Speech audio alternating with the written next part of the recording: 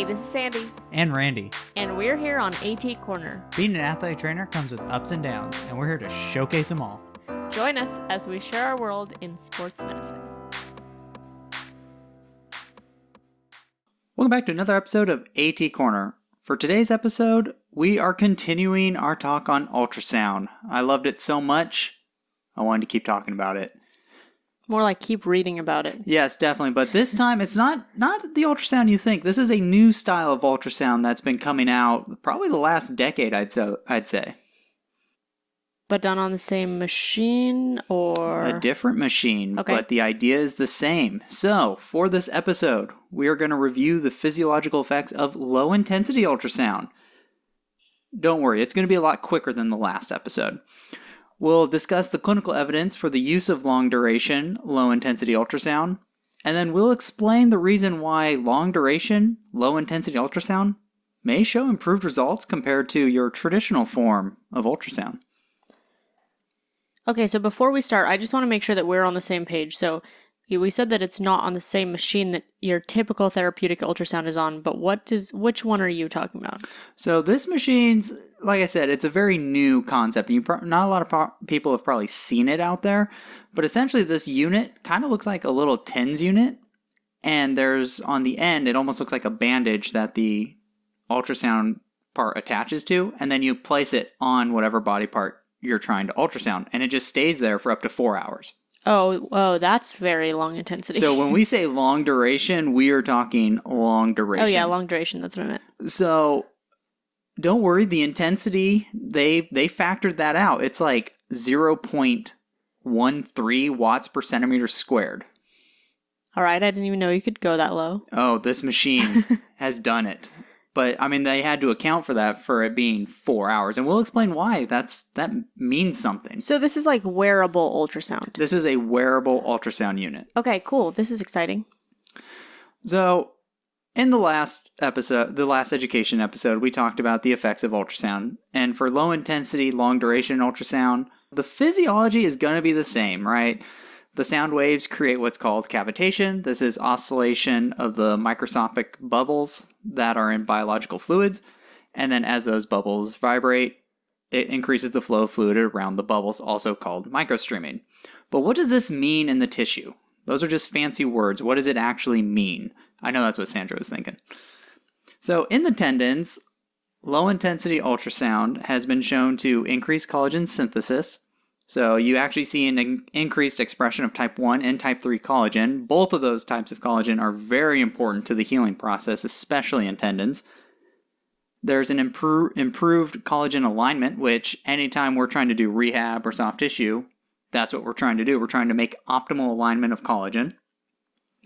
This improved alignment is also accompanied with an improved strength of the alignment. So it's once those collagen fibers are aligned, they're in there real good, nice and strong.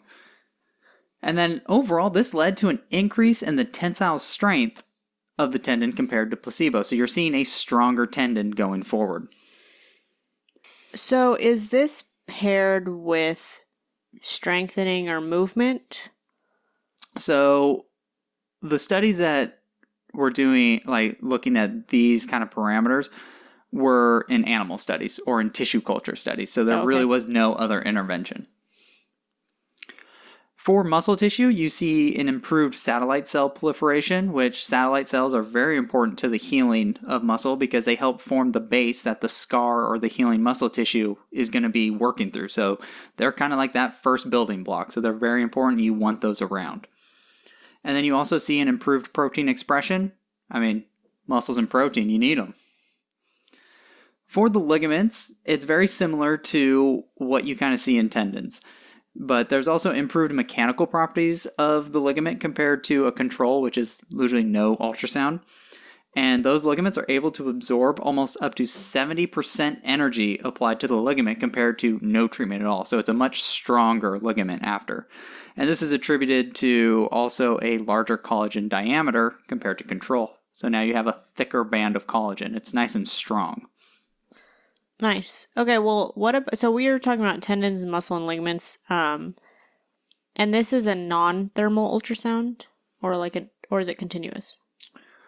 So that is definitely the one thing that is kind of different about these studies. Like I said, they're done on animal and tissue culture, so we still are trying to learn how exactly does it affect human tissue. But also, these studies used a mix of, they used low intensity, like no matter what, they used the low intensity, but it was a mix between pulsed and continuous ultrasound. We'll talk about kind of why that might matter, but I would say for what's going on with the long duration, it may not be as huge compared to other types. What about what a lot of people use ultrasound for too, and that's wound healing? Yes, ultrasound is definitely used for wound healing. I didn't read any of that, but it has been shown to be effective. So okay, cool. Wound healing is another application for it. So we've talked about the physiological effects of low intensity ultrasound, but what specifically about the long duration low intensity ultrasound is clinically relevant? And there are some studies that have looked at this. There was a study that looked at, and again, this is a very new technology to ultrasound, so there's really not a ton of great research out there, but there are some initial looks that show promising results. So pretty much take what you can to apply and then figure out your own clinical results. Yes, absolutely. So there was a study that looked at Achilles and elbow tendinopathies, and just the application of the ultrasound over a course of 6 weeks, and the patients wore it 4 hours a day for, I think it was 5 days a week, I believe, if I'm... That's a lot. It is. But the nice thing is you also don't have to sit there for 4 hours. You can wear it and just do your thing. But they showed improved pain over the 6 weeks. The elbow group showed improved grip strength. Again, because this is kind of new technology and stuff, there was no control group, and not really realistic is this was the only treatment. Oh yeah, that's hard to compare. But this one simple machine already gave you a significant increase or a significant decrease in pain, and you already improved strength. That's not even pairing other things. So imagine the possible additive effect that like exercise or manual therapy could have on those results. Another common area that this unit is applied for and is kind of more common is knee osteoarthritis. So there was, again, over the course of 6 weeks, improved pain and function. And this was more than the placebo group. So the placebo group did kind of show some improvements as well. But you can kind of get rid of that placebo effect because this showed even better results. And they probably can't even feel it, right? So it's probably a pretty good placebo. It depends how long you have it on for. So I actually had one of my patients have this on, and I wanted to know what like they felt. And it's kind of hit or miss. Because of the duration of 4 hours, you can get some heating, and we'll explain. Oh, interesting. Yes, we'll explain that a little bit later. So sometimes she would kind of feel something, but in general, you really don't feel too much from personal experience from talking with my patients. Now, in the knee osteoarthritis study, it is important to note that the patients were able to keep taking pain meds as long as it didn't change. So whatever they started with the study, as long as the dosage didn't change, they could keep taking it. So that could maybe influence the results a little bit, but technically it was the same for both the treatment and the control group, so that hopefully evens out there. And also the study didn't describe if they were doing any exercise or rehab. Because it wasn't mentioned, I'm assuming there really wasn't any other intervention, but it's still kind of an unknown, and you can't assume that they didn't. And then the last study that I found on this was utilizing trigger points. And the study looked at trigger points in the upper trapezius. And with the ultrasound, there was improved pain over 4 weeks compared to placebo. And again, this was greater than the placebo group. So the placebo did see some improvement, but the modality actually had a higher improvement. So there's something going on here that you're seeing an improvement in what the patient is experiencing. So basically, the evidence is not super strong yet, but we're seeing trends toward benefits. As we get to more high quality studies, and unfortunately the studies that are only going to isolate this, again, it's not realistic, but you still need to know how effective just this thing is in your treatment, the more we're going to know about it. Like I was saying, all these studies utilize the treatment for about 4 hours. So they actually did the long duration part. So what makes this, other than the 4 hours, what makes this different than another ultrasound? Yeah, so that's the important part is the time. Like I said, this is a long duration. So 20 minutes seems like a long time, which in some of the animal studies that actually did low intensity ultrasound, their treatment was 20 minutes a day for 5 days. So you still can find effects for low intensity ultrasound. Just know you're going to have to do it for a little bit longer. But I'm going to ask you, Sandra, how often do you have 20 minutes to dedicate to one thing on one athlete? At the community college, not usually. I was going to say probably in most settings, you would probably look at me crazy if I was saying you had to sit there for 20 minutes ultrasounding someone. Ultrasounding? Did we make that a verb? You made it a verb. That's right. You heard it here. So that's the nice thing about this unit is it's portable. The patient or the athlete can take this home and continue their treatment. Or if they're not going to see you for a few days, they're still getting some form of treatment. So you don't have to worry about, great, I have to sit here for 20 minutes, maybe 4 hours. I wouldn't recommend standing there for 4 hours, but they can do it on their own. So that's what's very important about this. So why does this long duration matter? And the reason the long duration is needed and might be way more beneficial than other forms of ultrasound is because more sound energy is now being absorbed. I mean, just from the simple aspect, 10 minutes of sound or 4 hours of sound, what do you think's getting absorbed more? Or what greater exposure to sound are you getting? Probably long term. Yeah, 4 hours of sound, that's a lot of sound. And that's really how ultrasound works is the sound goes into your tissue and the tissues absorb it and then do something with it, right? They're being activated and stimulated by the sound. So when we talk about like sound being absorbed and energy, this is calculated in joules. Now, we're not going to go super in depth. This isn't a physics class. But the portable ultrasound, so the long duration, the 4-hour treatment, the tissues are being exposed to 18,000 joules of sound energy. A regular ultrasound, and like I was looking at the study that referenced this, did correct parameters, like 100% correct. A traditional ultrasound exposes the tissue to 3,000 joules. Wow. That is six times more than traditional. So that just tells you the amount of energy that the cells are being exposed to. And now you can see why, well, shoot, if I'm getting exposed to that much energy for 4 hours, those fibroblasts are working. They're like, hey, I'm ready to go. Let's get some collagen up in here. Satellite cells are moving around. Let's do this. So now I know a lot of people may think like, okay, well, what's the difference? Like, what do these numbers mean? And there actually is evidence that says the amount of energy measured in joules absorbed by the tissue makes a difference on how the ultrasound works. A review showed that the positive effects of ultrasound in shoulder pathology needed a minimum of 2,300 joules. And anything less than 720 joules gave no effect. So it kind of leads back to what we talked about in the last ultrasound episode is if you're not doing your ultrasound correctly, you're probably not going to get the results you think, and then you're just going to throw away ultrasound and say, oh, it's trash. No. This just shows that parameters matter.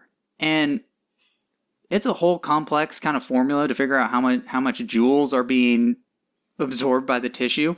So to make your life easier, I'd say just go off of the parameter chart that we had in our Facebook group that kind of breaks down like tissue temperature increase. That will kind of give you an idea of correct ultrasound energy being absorbed. So in my notes, I actually have it in all caps. Parameters matter.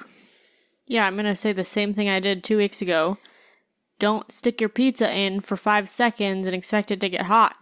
Exactly. And in the microwave. Exactly. Because those 5 seconds, there's not a lot of energy being absorbed by the pizza. But if you put that pizza in for 4 hours, there's going to be a lot of energy absorbed.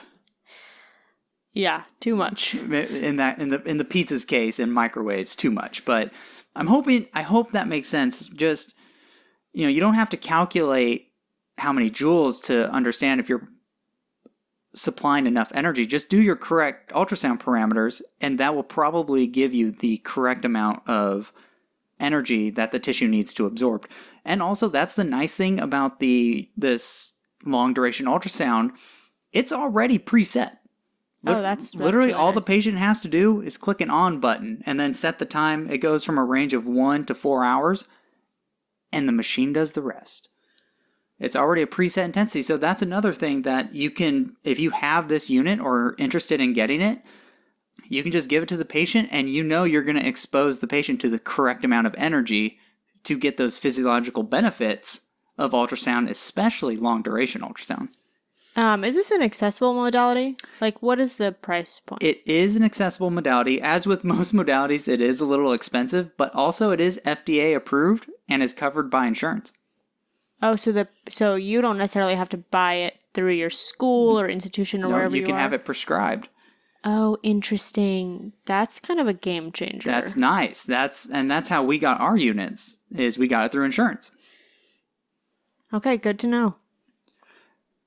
Another thing why this ultrasound is a little bit different than traditional ultrasound is kind of back to what Sandra was asking about the heating component to it.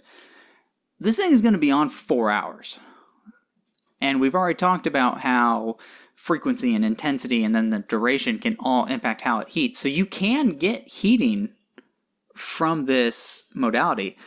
And the study that looked at it found a 3 to 4 degrees Celsius increase after about an hour to almost 2 hours. So how I look at this is, okay, yes, you're getting the thermal effects of ultrasound through this machine. It's just occurring a lot later than your normal ultrasound. So you're still getting a lot of non-thermal effects for a long time, which is beneficial. And also the heating could be beneficial in late stage rehab and as the pathology progresses in those later stages. The interesting thing that I noticed was the treatment's for 4 hours, but we've already hit 4 degrees Celsius increase at about 2 hours. Like, man, it might get toasty towards the end. And because it takes such a long time for this machine to heat tissue up, in the study after the 4 hours, or after it reached that 4 degrees Celsius, it stayed about that temperature and it didn't increase much more than that. So it was more of a maintenance after that. It was more of a maintenance. And the reason for this is because the body is able to accommodate the heat that's being produced. So one of the things of ultrasound, right, you get increased blood flow. Because there's more blood flow in that area, heat is able to be dissipated a lot better than in other forms of ultrasound because of how slow this thing heats up tissue. So the body can keep up, basically. So the body can keep up, which means your patient has a less chance of being burned or feeling discomfort, because as tissue heats up quickly, you can burn them or they can start feeling uncomfortable. So now they feel more comfortable, which means they're being exposed to sound even longer.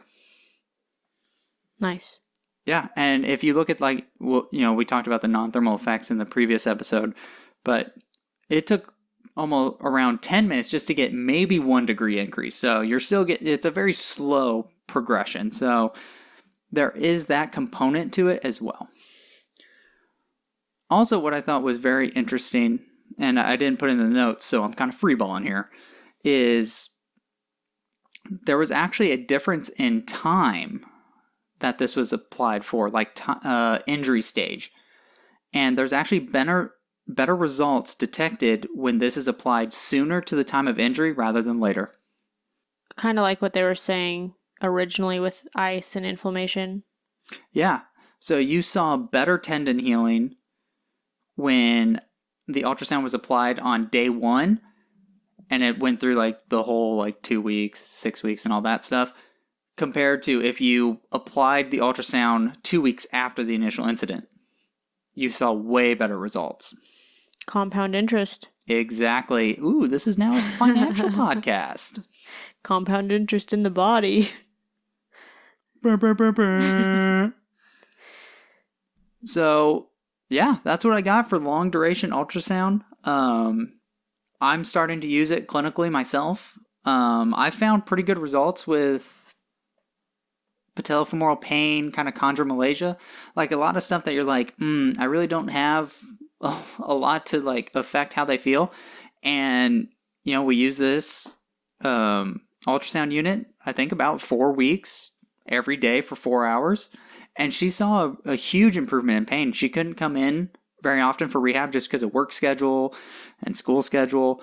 So the rehab time, this was at least one way that I can keep influencing the course of her injury while she had that schedule constraints. And we saw a lot of good improvement.